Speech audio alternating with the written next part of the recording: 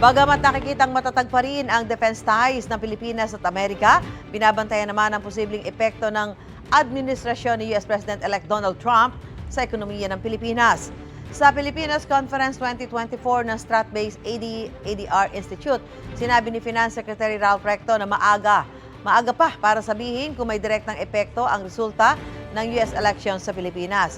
Pero como negosyante si Trump, umaasa si Recto na makikita ng US President-elect ang halaga ng pamumuhunan sa Pilipinas. Para naman kay Philippine Chamber of Commerce and Industry o PCCI President George Barcelon, dapat bantayan ng sinabi ni Trump na tataasan niya ang taripa sa mga imported na produkto kabilang ang mga galing sa Pilipinas. Sa hiwalay na conference, ganyan din ang binabantayan ni NEDA Secretary Arsenio Balisacan.